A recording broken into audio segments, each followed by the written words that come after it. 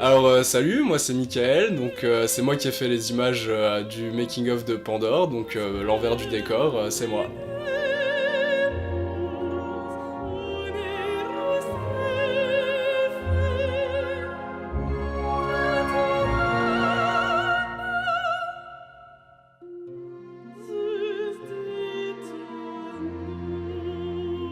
Alors, Pandore, avec mon cher collègue Arnaud, on a décidé de faire un film un petit peu hors du commun, sur fond vert, que des effets spéciaux, c'était un peu notre objectif. Et ça a commencé donc l'été 2015, on a commencé à penser un petit peu au concept, au projet, à quelle histoire raconter. Ça s'est formé lentement, à force de discussion, on est parti sur un péplum et maintenant néo-péplum avec que des effets spéciaux de manière très onirique. Donc c'est l'histoire de Pandore qui, par une aventure, obtient la boîte de Pandore et l'emmène dans les enfers pour libérer toute sa puissance et réunir le monde du bien et du mal en un monde unique qui est le monde tel qu'on le connaît aujourd'hui.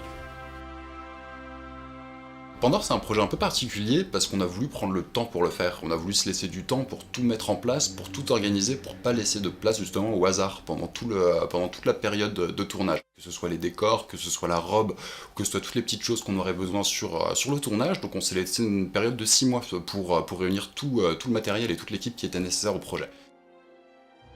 Le tournage de Pandore, j'ai été beaucoup aidé.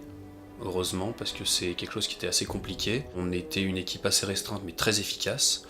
Et ce qui a été compliqué, ça a été vraiment d'imaginer autant expliquer aux acteurs où ils se trouvaient, autant avec l'équipe comprendre où on était et reconstituer le lieu avec les éclairages. C'était quelque chose d'assez compliqué à faire, donc on s'en est vraiment très bien sorti.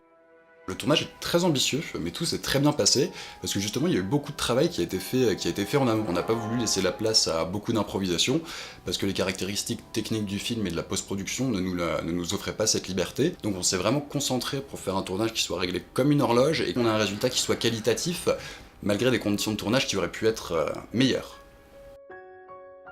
Le tournage, c'était un petit peu quand même un peu mamaille, mais je trouve que pour le budget qu'il y avait et les moyens qu'il y avait, ça a donné un résultat quand même assez impressionnant, c'est super propre. C'était assez marrant en fait, entre guillemets, de vous regarder travailler, de voir les petits problèmes qu'il y a pu avoir, mais qui ont été tous résolus assez facilement. Et moi j'étais super content de participer à un projet comme ça, parce que j'avais jamais fait de tournage sur fond vert, donc c'était une belle expérience.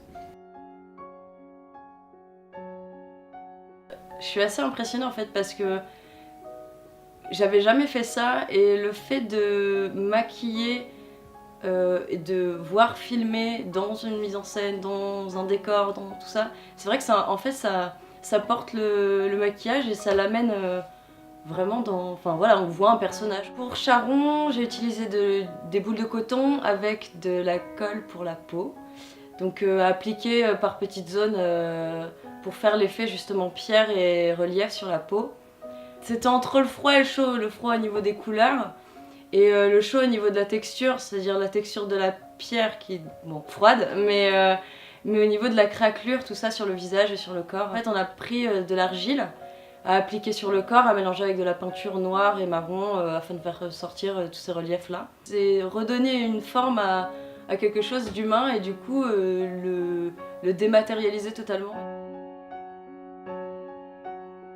C'est un tournage qui était vraiment différent de ce que j'ai pu voir et qui avait une atmosphère plutôt calme, plutôt zen. C'était assez agréable de tourner dans ces conditions. Après, si j'ai un souvenir en particulier assez marquant, c'est le froid. Et sinon, non, vraiment, c'était quelque chose d'assez agréable. Ce qui était difficile, c'était justement, vu qu'il n'y avait pas de parole, c'était de travailler vraiment la gestuelle, de pas forcément se tromper, de rester dans les attentes des réalisateurs. Et voilà, mais après, sinon, c'est vrai que ça restait quand même quelque chose d'assez simple par rapport à ce que je pensais à la base. Au début, c'est un peu perturbant, parce que justement, il n'y a pas de décor, il n'y a pas vraiment de marque, alors on est obligé de se repérer avec des marquages au sol, c'est pas évident, il n'y a pas de matière, donc c'est quelque chose d'un petit peu perturbant au début, mais bon, une fois qu'on y est, on comprend vite le petit schmilblick et puis ça avance tout seul, quoi. Alors le costume, je l'ai trouvé super. Enfin, Solveig, elle a fait un très beau travail qui rentrait vraiment bien dans l'esprit de Pandore. Et vraiment, le petit plus, c'est que j'ai pu garder la robe et ça, c'est super, quoi. On a une robe sur mesure.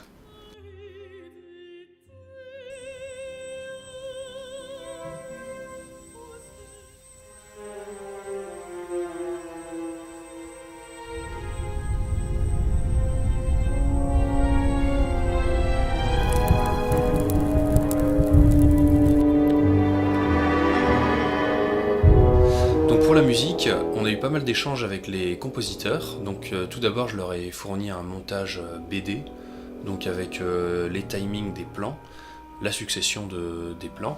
Et de cette manière, ils ont pu commencer à créer une histoire musicale autour de ça qui s'adaptait à l'ambiance de chaque visuel, et donc de composer la musique. Ensuite, il y a eu beaucoup d'échanges pour revoir le montage et le temps de changement de plan en fonction des moments où la musique battait. Donc de cette manière, on a pu arranger montage et musique pour créer l'ensemble qui est celui qu'on a maintenant. Dans un premier temps, on s'est basé sur le scénario qui nous a été fourni, afin de dégager les choses importantes, les moments clés, ce que le réalisateur a voulu mettre en avant. Il nous a semblé tout naturel de créer un thème, un leitmotiv pour Pandore, pour le personnage de Pandore, qu'en fonction des situations, on a pu faire varier, faire évoluer, transformer, pour toujours retrouver une même mélodie, mais arrangée de façon différente, afin de convenir à l'intention du film. Ce qu'on a cherché à faire dans la musique, c'est donner une espèce de couleur particulière au film. On aime bien avoir une espèce de recherche au niveau des timbres, au niveau de tout ce qui peut colorer la musique. C'est vrai qu'on est parti sur quelque chose, le film ça raconte l'histoire de Pandore, donc c'est sur la mythologie. Et il y a quelque chose dans la voix humaine qui est très divine en fait, on est dans le divin, on est dans l'humain, c'est très proche comme couleur. Donc déjà partir sur un timbre de voix pour exposer le thème du film, qui est le thème de Pandore, on trouvait ça on trouvait vraiment ça intéressant. C'est pas facile de trouver des chanteuses lyriques parce que la plupart des chanteuses, c'est des chanteuses pop et c'est une autre manière de placer sa voix, c'est une autre manière de travailler sa voix. Donc on est allé au conservatoire tout simplement pour trouver une chanteuse lyrique. Le chant lyrique, inconsciemment, nous rapproche de l'image du divin. Au niveau de la temporalité, au niveau de la logistique en quelque sorte, on a procédé par échange. Nicolas nous fournissait une scène, nous on travaillait dessus, on travaillait directement sur la scène montée afin d'avoir le bon timing. Et ça a été des échanges, des va-et-vient de films, de musique sur le film, afin de vraiment créer quelque chose qui colle aux images et qui donne du dynamisme et qui accompagne bien le mouvement de l'image.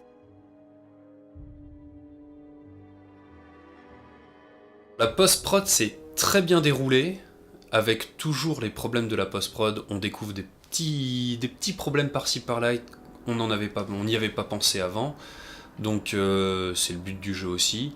Mais vu le travail qu'on avait fait avant, la très grande majorité du travail était vraiment très bien pensé à la base, donc il y a eu peu de problèmes rencontrés vraiment conséquents. Ce qui marche le mieux, c'est la fidélité de la lumière en fonction des scènes qu'on avait imaginées. Le fait qu'on ait créé d'abord les environnements et les lumières, et qu'ensuite on ait imité la lumière sur le sujet de Pandore, on a réussi à créer une cohérence qui fonctionne vraiment très bien.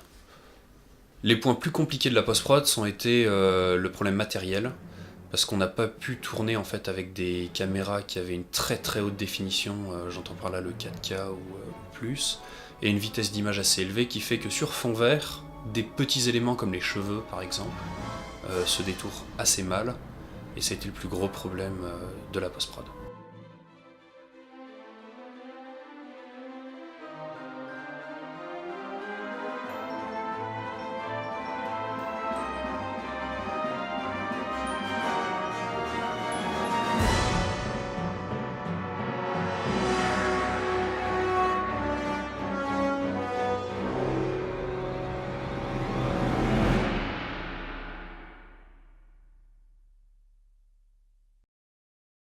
Ces